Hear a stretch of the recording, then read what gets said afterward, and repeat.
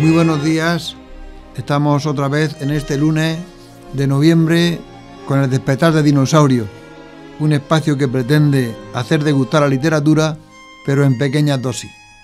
Hacer poco a poco saborear la belleza de la palabra que es la literatura, pero no con grandes obras, que son un poco a veces indigestas, sino con pequeños poemas o textos en prosa, microrelatos, haiku, greguerías. Esa es nuestra intención.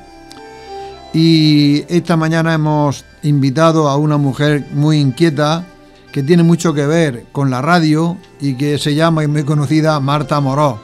Es una familia que tiene como común denominador ese inquietud, ese interés por saber que heredaron de sus padres, y a la que yo siempre digo que es un ejemplo, esta familia de ganas de saber, de inquietud por saber, es un ejemplo en Abraham. Bueno, Marta, muy buenos días. Buenos días. Háblanos, vamos a hablar de dos cosas. Primero, estamos en la radio, y para ti la radio te trae buenos recuerdos, sin duda. Para mí fueron unos años preciosos, o sea, no sé, es que ahora mismo no me sé explicar. Fue algo que aprendí muchísimo en la radio, que me inquietaba y que me gustaba. Es casi la misma palabra, pero bueno, es así. Yo pasaba unos ratos grandísimos y felices en la emisora, porque en mi casa mis padres pues no pudieron darme estudios, pero sí que me dieron pie para todo lo que pudiese yo aprender en la vida. Ellos estaban dispuestos a apoyarme. Yo siempre admiro, digamos, de tus padres, que eran, bueno, a tu madre no la conocía, a tu padre sí, que a pesar de ser personas que no tenían, sin embargo, supieron transmitiros esa inquietud, y para mí es una cosa admirable. Yo siempre os he puesto muchas veces de ejemplo, pero como yo a tu madre no la conocí, moriría, no sé, pero tu padre sí que lo conocí, y admiraba de él primero esa inquietud, esa seriedad. Yo siempre admiro de él, digamos, como ese que imponía en los penitentes, por ejemplo, un hombre que mantenía a raya, que a un hombre le gustaba la formalidad, la seriedad. Yo admiraba mucho al maestro Morós. Muchas gracias. Bueno, yo también lo admiraba, ¿no? Era mi padre, y desde muy pequeña, la persona de mi padre, me he fijado mucho, la verdad. Yo recuerdo cuando yo era chiquitina, que yo aprendí a cortar y a coser viendo a mi padre. O sea, yo estuve muy poco tiempo en la sastrería porque mi madre estaba enferma, mis hermanas eran mayores, y entonces ellas pues bajaban a la sastrería a coser y aprendían muchísimo más que yo, que podía ser un aprendiz. Entonces yo me quedaba arriba, porque siempre hemos vivido en el piso encima de la sastrería. Yo me quedaba arriba con mi madre y ellas se quedaban, bajaban. Pero a mí me gustaba bajar a ver cómo cortaba mi padre. Y yo me ponía, era tan pequeña que me subía a una esquina de la mesa, y allí me quedaba embelesada mirando cómo mi padre señalaba y cómo cortaba. Y ese es el aprendizaje que yo tengo, y corto todo lo que me pongan por delante. O sea que... Con aquellos cursos acelerados. Sí, o sea que bueno, pues así ha sido prácticamente mi vida. Mi vida es, aun siendo en unos momentos difíciles de la vida, porque fueron momentos difíciles, yo he sido feliz con mis padres. Han tratado por todos los medios de darnos todo el cariño, toda la felicidad que ellos han podido. Si tenían que bailar con nosotros, a mí mi padre me enseñó a bailar. Su vida, yo era tan pequeñina que me subía de sus pies y así me enseñaba a bailar. O sea que no puedo contar otra cosa de mi familia, y mis hermanas. Bueno, mis hermanas han sido mi madre para mí. Claro. Entonces, pues... Una familia realmente entrañable, que uno para los familiares es muy importante. Es lo que puedo contar de ellos. Y bajando a la literatura, ¿cómo, que también está relacionado mucho con tu familia, cómo surge tu afición por la literatura, por leer? Bueno, en mi casa hay muchísimos libros. Hay muchísimos libros porque a mi padre le ha gustado leer. Entonces, en las casas donde los padres o los abuelos se lee, siempre se transmite. Porque cuando tú ves... No te creas que es tan fácil. No. Pues un libro siempre incita a O sea, un libro encima de la mesa siempre incita a leer, aunque sea poco. Siempre incita a leer, igual que pasa con el teatro. Yo el teatro, pues, aunque no he sido una persona a lo mejor constante en la zarzuela ni en nada de eso, pero sí que desde muy pequeña he estado metida en la farándula de la zarzuela, bueno, de la zarzuela, del teatro en general, sí. De teatro en general. Y luego, pues, mis hijos han salido casi todos farándulos. Sí, faranduleros. Porque mi mayor se metió a la música, y fue director aquí 7 años. Sí. De la banda. Un día tenemos que llamarlo más allá de la garita. Y luego, pues, se fue al Conservatorio de Murcia y ahí ha estado. Luego mi segundo, recuerdo que estaba trabajando en Murcia y un día viene y dice: mamá, tengo que darte una noticia. Digo, ¿qué noticia me tienes que dar? Dice: vengo del cementerio. Digo, ¿del cementerio? ¿Y de qué vienes tú del cementerio? Dice: pues vengo de hablar con el abuelo. Digo, ¿con el abuelo? Digo, ¿y qué has hablado tú con el abuelo? Dice, pues simplemente, dice, que me he presentado a la Escuela de Arte Dramático. Dice, y sabía que el que mejor me iba a comprender era mi abuelo. Dice, y entonces he ido lo primero a contárselo a él. Entonces se metió a la Escuela de Arte Dramático, estuvo haciendo una gira con la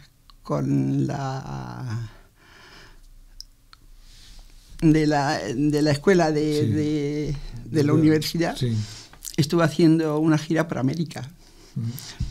Y bueno, allí le dijeron que se quedara, que allí tenía por venir. Pero a él le gustaba mucho la familia. También tenía muchas raíces y bueno, y se vino. Pero sigue estando dentro del teatro, en el atrezo, en el subir y bajar talones. El gusanillo no se pierde. No se pierde. Una de las cosas que está haciendo Marta Molina Cordero, que es escribir recuerdos, escribir semblanzas de personajes que muchos ya han muerto. Y hay un personaje en Abarán que la gente joven no lo conoce, yo tampoco lo conocí, que era un hombre que era ciego, Fidelio el Ciego, pero a pesar de ello estaba en los teatros, hacía de traspunte en los teatros, es decir, escribía. Me podría haber traído un poema suyo que tiene un poco triste en una periódico de Abarán, donde él se queja de que no puede verla, un poema realmente emotivo. Y vamos aunque no es un texto literario de ninguna poesía, pero sí que vamos a recordar hoy, o a traer a conocimiento a los que no lo conozcan, una semblanza breve que ha hecho Marta Moroso de quién era Fidelio el Ciego. Pues mira, yo tenía mucha ganas de que a Fidelio el Ciego se le hiciese, no sé, un pequeño homenaje, un reconocimiento, porque creía que era una persona, yo lo conocí siendo muy pequeña, pero se iban a la sastrería de mi padre a pasar letra cuando hacían zarzuela, y él estaba allí para corregir cuando no decían una coma o no decían un punto. O sea, que era un personaje que no había estado, o sea, que no había visto. Era ciego de nacimiento. Era ciego de nacimiento, sí. Yo tengo aquí escrito un poco, que lo voy a leer. Venga, pues léenos lo que tú, la semblanza de Fidelio el Ciego. Vamos a dar reconocimiento aquí, modesto, desde Radio Abarán esta mañana. Fidelio era un niño prodigio, familia de los ritos, y quiso ir a la escuela cuando tuvo su tiempo, solo para oír. Pues en esa época no habían los adelantos de ahora, y solo tenía opción a eso, a escuchar. Pero era tal el interés que ponía al escuchar las explicaciones del maestro y su gran sabiduría que aprendió, hasta tal punto que compañeros estudiantes brillantes en sus carreras como don Constantino o el abogado Durpín, cuando tenían que presentar algún trabajo, pasaban primero a leérselo a Fidelio, para que él le corrigiese si había alguna cosa que no estaba, alguna coma o algún punto o alguna admiración. Le gustaba mucho que le leyeran. Sus amigos, cuando se juntaban, siempre había uno que se ponía a leerle. Sobre todo, Fructuoso Fernández. A él también le gustaba hacerlo. En el grupo de zarzuela, Amigos del Arte, al que él pertenecía, Fidelio era el encargado, cuando ensayaban la letra, de corregir. Enseñó a varias personas a leer, entre ellas a mi hermana Georgina, que a ella también le gustaba mucho leerle. Fidelio ha sido un talento que no se le ha reconocido nunca. Es una persona para ponerla como ejemplo de constancia en colegios y en el pueblo, porque sin tener medios supo sacarle a su situación una cultura como pocos. Yo lo he traído hoy aquí para ejemplo de estudiantes, porque con la constancia y la ilusión pueden llegar a donde quieran. Y también para que estas líneas sirvan de homenaje a una persona anónima por la vida, que mereció otra cosa, un reconocimiento a Fidelio de Upa, el ciego, un gran hombre y un gran filósofo. Muy bien, muchas gracias, Marta, y por lo menos sirva desde aquí este reconocimiento a este hombre Fidelio el ciego, Fidelio de Upa.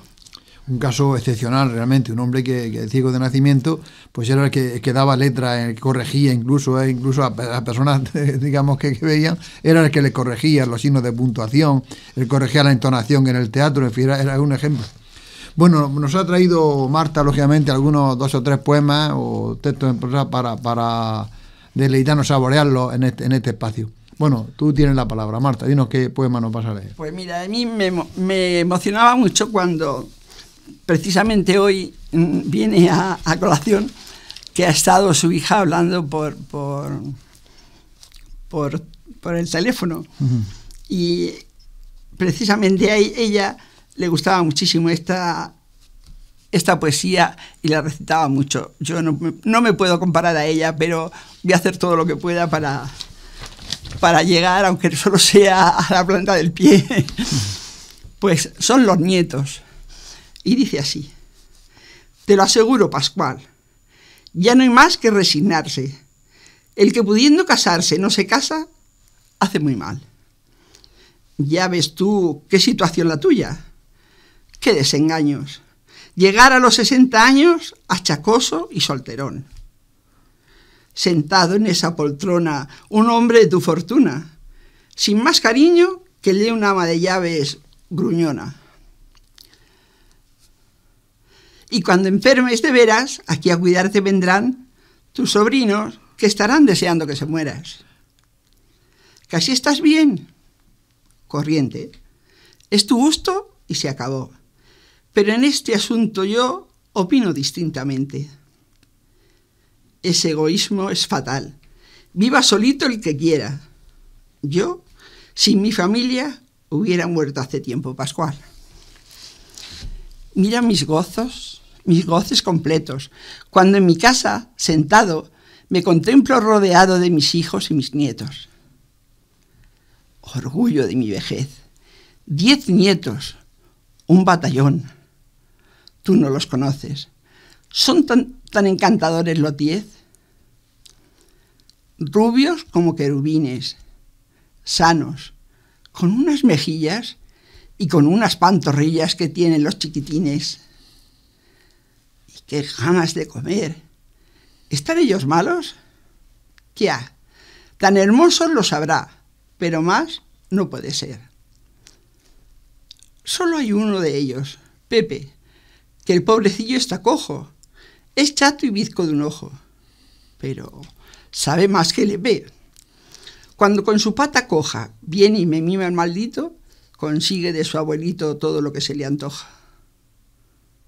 Por supuesto, la verdad, todos, aunque están mimados, son chicos muy aplicados. Saben una atrocidad. Tú no puedes comprender el amor. ¿Qué entiendes tú de eso?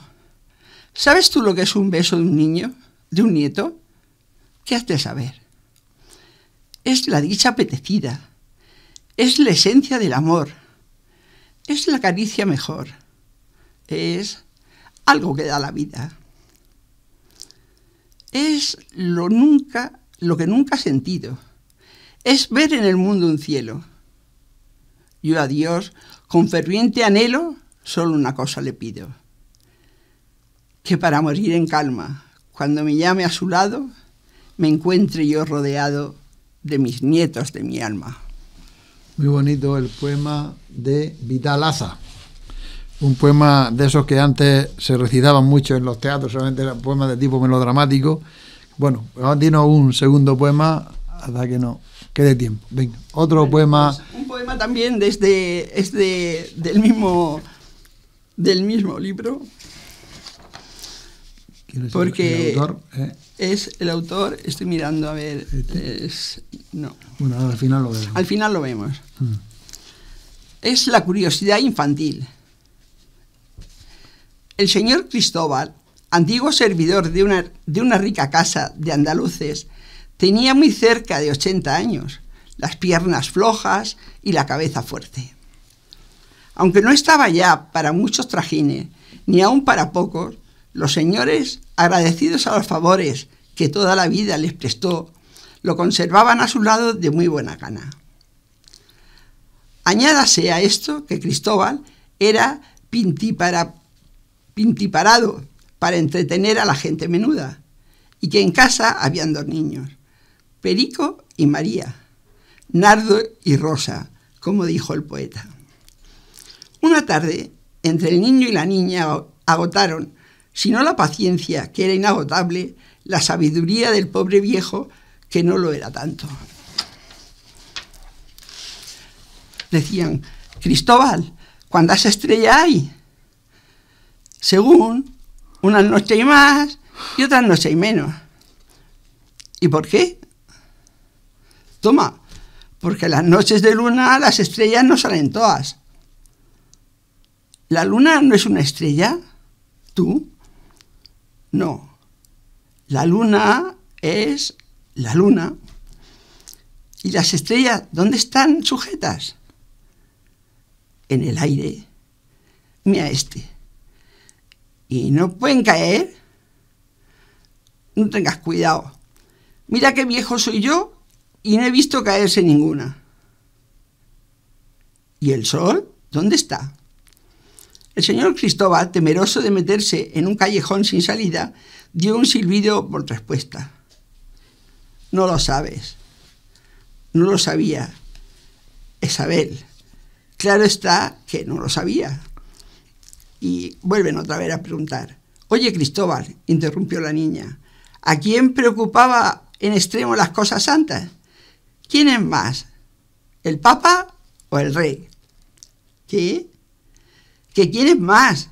¿El Papa o el Rey? El Papa. Pues Perico dice que el Rey. ¿Y es más el Rey? Saltaba Perico con aplomo que hacía dudar al oráculo. Sí, porque tú quieras, replicaba este, como esquivando entre discusiones. Oye, Cristóbal, ¿y los curas? ¿Qué son? Pues curas. Oye, Cristóbal, ¿el tren cómo anda? El tren, ¿tú no has visto el carbón que lleva dentro? Sí. ¿Y el maquinista? También. Pues ahí lo tienes. No hay más que fijarse en las cosas. Oye, Cristóbal, ¿los fósforos son veneno? Oye, Cristóbal, ¿los moros son malos? Oye, Cristóbal, ¿qué es más grande, Sevilla o España? Oye, Cristóbal, ¿por qué llueve? Oye, Cristóbal, ¿quién ha sembrado los árboles? Oye, Cristóbal, ¿quién puede más, un toro o un caballo? Oye, Cristóbal, oye, Cristóbal. Cristóbal tuvo que acabar por taparse los oídos. Cuando era más vivo el tío Teo, aceptó a pasar por allí la señora de la casa y preguntó acariciándolos: ¿son malos, Cristóbal? Porque si son malos, desde mañana van a la escuela. No hay vacaciones. Y el señor Cristóbal, suspirando y riendo a la vez, se atrevió a contestar: ay, señorita Carmen, el que va a la escuela desde mañana soy yo. Muy bien, es un texto de los hermanos Álvarez Quintero, de los célebres dramaturgos. Bueno, pues muchas gracias, Marta, se nos ha agotado el tiempo. Gracias por estos recuerdos que hemos desbrozado, que hemos traído otra vez a la memoria, por la semblanza de Fidel el Ciego, por ese ambiente familiar tuyo tan inquieto, y por los 2 textos que no son demasiado corrientes que nos ha regalado, de Vital Laza y los hermanos Álvarez Quintero. Bueno, Marta, muchas gracias y te invitaremos otro día. Cuando queráis. Ahora, para terminar, vamos a poner una de esas canciones que ponemos siempre, que son canciones, digamos, eternas. Es una de las canciones que dicen que ha sido la que más versiones tiene, la más versionada. Es de Bob Dylan y es La respuesta está en el viento. Una respuesta que es una canción que data del año 62 y que es un grito contra la guerra, contra la segregación racial de Bob Dylan, ese gran cantante y poeta. La respuesta está en el viento. How many roads must a man walk down before you call him a man? How many seas must the white dove sail before she sleeps in the sand? How many times must the cannonballs fly before they're forever banned? The answer, my friend, is blowing in the wind. The answer is blowing in the wind. How many years can a mountain exist before it's washed to the sea? How many years can some people exist before they're allowed to be free? How many times can a man turn his head and pretend that he just doesn't see? The answer, my friend, is blowing in the wind. The answer is blowing in the wind. How many times must a man look up before he really sees the sky? How many years must one person have before he can hear people cry? How many deaths will it take till he knows that too many people have died? The answer, my friend, is blowing in the wind. The answer is blowing in the wind. The answer, my friend, is blowing in